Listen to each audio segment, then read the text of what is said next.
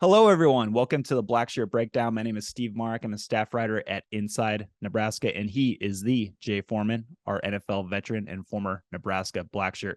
Jay, we are back again, and we have another member of the Huskers class of 2024 to break down, and this time it is Mario Buford. Now, that is a name to know because he is a little brother of Marcus Buford, who was a starting safety last year until that knee injury at Wisconsin knocked him out for the rest of the season, the final game of the season. But Jay, when you saw Mario Buford, the little brother, come across your screen with a commitment to Nebraska, what went through your head? Well, I mean, I'm excited because the Buford, name led by the older brother, and knowing the younger brother and watching him even before he committed, I've seen a couple of his highlights. I knew he was the real deal, so I was excited. But sometimes, you got little brothers that, want to do something different that's the total opposite of the older brother. But here's what I think. I think the older brother has had a good experience, and he's a worker. He's a football player, and I know that from experience of working down there, where he's a guy that he's a coachable kid, he's an aggressive kid, he's accountable, and he shows up every day and competes. And his younger brother, Mario, is no different. So I think it didn't matter who the coaches were. He was going to show up. He wanted to come to Nebraska and be successful.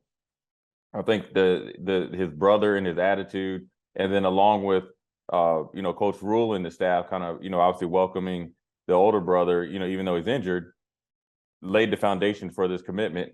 And so I don't expect anything different. I think both of them are really going to be really good players. And I think if the younger brother, hits the ground running, I think the biggest thing we're going to have to worry about is deciphering which one is making tackles, because I think they're both competitive. You're going to see right here that the younger brother is highly competitive. Oh, yeah. And I think that's something, all that physical attributes, everybody we talk about is, going to be off the charts, right? They're not bringing any slow guys in that's, should be going to Division III or something like that. I think the attitude and it's a good attitude and is going to be infectious. Also, that's the same thing or same way his brother is, Marcus or Marquise is as well. When he's on the field, it's all business. When he's off the field, I know Marquise is, and I know Mario's the same, and I know from their parents, are two of the best young gentlemen that I came across. But when they get on the field, that gentleman stuff is gone. Yeah, that's right. And we're going to get back to that, kind of save it for last, because that's really fun to break down with the attitude part with Mario. But a little background before we get into the highlights: 5'11", 168, 170 pounds. He's a 3-star rated by Rivals, added to Soto, Texas, and he's a 9th member of Nebraska's 2024 class, and he's the 4th from the state of Texas. So again, Nebraska dipping their toes in the Lone Star State to get another one. After Mario visited this month, he originally had a official visit set up to check out Michigan State, where he's been before. Canceled that one right away. So I think Husker fans had to like that one, that he said thanks but no thanks to the Spartans, and he committed to the Huskers. So yeah, with that, let's get into the film here. And before we do that, we're talking about Mario Buford and where he lines up in Tony White's 3-5 defense. Obviously, there's 5 primary spots in the defensive backfield. And let me give you a quote from Mario Buford that he told our own Greg Smith at Inside Nebraska. Quote, "They definitely see me fitting inside the defense great. They have a philosophy where they don't have cornerbacks, safeties, or nickels. They just have DBs. You're going to play everywhere." So that's coming from Mario Buford. Jay, when you hear Mario talk like that, and when you're thinking about Tony White's defense, the corners, the 3 safeties, throw a rover in there in the middle of the field if you want. Just what are your overall thoughts about Tony White's specifically defensive backfield guys?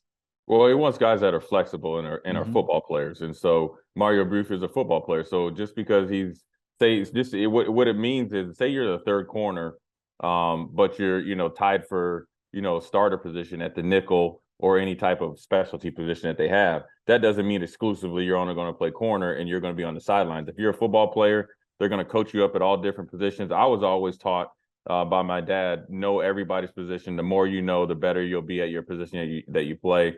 Obviously, him playing safety in the Big Ten, he's going to have to get a little bit bigger. That just goes without saying. But, he'll work as hard in the weight room as he does on the field.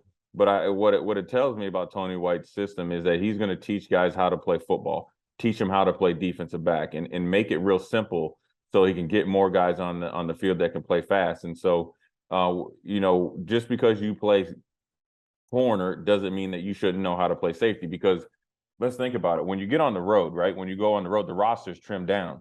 And so you want people to be able to, if somebody, look, you could have a rash of ankle injuries, a couple, play up there at Michigan State, just mentioning that just because that's where he canceled his visit. Slippery field, growing pull, hamstring pull, rolled an ankle, somebody, get dinged up in a little bit. And next thing you know, you have a guy you don't want a guy on the sidelines that's ready to go, or that's healthy enough to go and say, oh, I only play corner, or I only play safety. And so, I don't think they're going to come in and learn all the positions, but they're going to put guys in positions for them to be effective early and teach them the whole defense. And that's going to make them better at whatever position that they start out as at their home position. Because I think Nebraska and what Tony White is doing, just from my view, is trying to get football players out there, athletes out there, and create havoc and mismatches. And it's controlled chaos versus just calling stuff and hoping and guessing. You know what I mean? So it's not we're going to just stunt all game and high risk, high reward. He's going to put it out there, put guys out there that can get to the ball, because ultimately what he knows is, regardless of a scheme 4-3, 5-2, 3-4, 3-3-5, any other type of defenses, more hats to the ball, more athletes on the field is going to be good defense. Yeah, Jay, you just breaking that down reminded me of another football player in the defensive backfield at Nebraska, Malcolm Hartzog. So right. in spring ball, Malcolm Hartzog, we look at Malcolm Hartzog and we see a guy who's a true freshman last year, who started all those games at corner, outside corner, led the team in interceptions. He was always in the right place at the right time, it sounds like. And then it's just, spring ball starts and we hear that he's working at safety. He's working at some slot, some nickel corner, things like that. And I think that kind of goes along with what you're saying with, Tony White wanting to get these guys and get them familiar with different parts of his defense, just in case something happens. You can slide a guy in there and you still have that football player on the field. You don't have to rely on a maybe backup who hasn't had much experience. So good stuff there, Jay. But yeah, let's get into the highlights real quick here. Jay, what I really noticed, what I really like about this kid, Mario Buford, the break, his aggressiveness on his break, when he sees the route from the receiver develop, he's aggressive, he makes a decision, and he goes. And his short area quickness from point A to point B is fast. And that's what I kind of first kind of saw with him when I watched his highlights here. Yeah, when you watch this, I mean, the one thing you want to see is like the suddenness in his back pedal, how smooth he is in the back pedal, right? The feet are pattering. And when he decides, like you said, stick his foot in the ground, so it's either 45 degrees or 90, it's called a T-step, right? So when you have it at essentially your toe pointed to the sideline, is kind of a T-step. Deion Sanders made that obviously famous, and he's the greatest of all time. But when you see right here, look at him right here, he's reading the route, but he knows the situation in the formation. So that's also a plus. We talk about the mindset and his attitude. His football acumen is good, right? He's reading the receiver's body language. He's reading the quarterback's drop. He's well coached. He has an older brother, so he's seen, and he's probably been 1,000, seems like, Nebraska practices. Yeah. So he's been and seen defensive back drills. He's been in the probably defensive backfield, meetings. So he knows, look, it's a boundary receiver. He knows he's not selling a go route. There's not anywhere to go. He knows the down and distance. He's reading the quarterback's drop, and so he's making a play on the ball. So it's a calculated, educated risk, but also it's an athlete being superior and being a really good football player. And that's what you're looking for, from a defensive coach, from a Tony White, and a defensive back coach and Evan Cooper, somebody that can make plays on the ball. Yeah, and we see it again here where, he gives up a little bit of gain here, but again, I mean, he's right there almost when the ball arrives.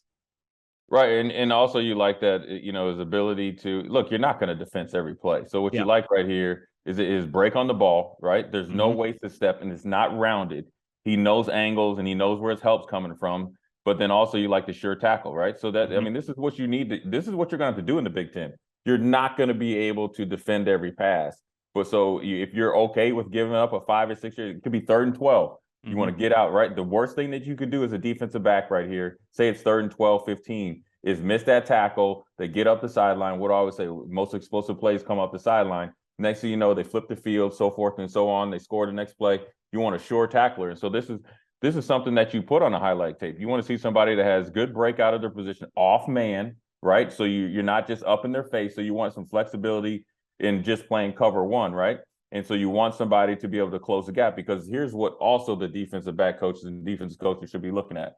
If this pass is a little bit inside, say somebody gets in the passing lane, a hand up or tipped, you want your defensive back and your corner, in this case, being there to be able to pick it off. So if that ball gets tipped, okay, the receiver ran a good route looking for it to be outside the numbers, the ball's inside the numbers, there he is. Buford's picking it off, going to the house. So it's not every play him blowing up a play, pass breakup. You're seeing that he's playing the sticks, and then also his footwork coming out of his back pedal, getting in his back pedal and out of his back pedal is pretty impressive.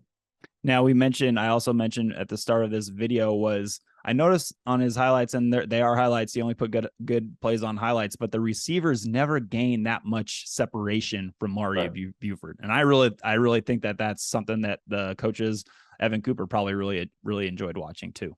Well, he's from DeSoto, so look, you're playing against some really good receivers. You're playing against top-notch, talent. And what I like right here, right, you're in, kind of he wasn't up man-to-man mugging, but you're in close proximity. Mm-hmm. And look, this is where they're trying to get a quick slant, break a tackle, get the first down.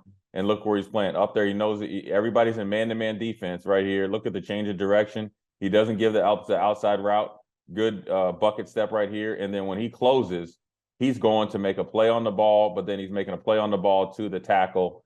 Nobody gets anywhere. That's a great play by him right there. And so it's everything that he's doing right now at the high school level is actually a pass breakup.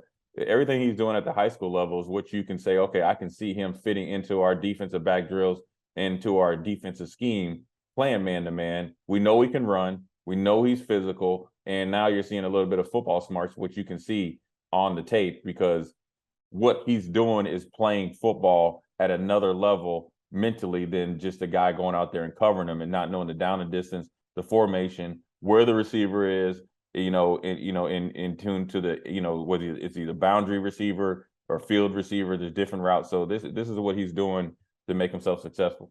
Also wanted to put some physicality plays in here. And this one, he is shedding a block on the perimeter and making a tackle, sticking his nose right in it.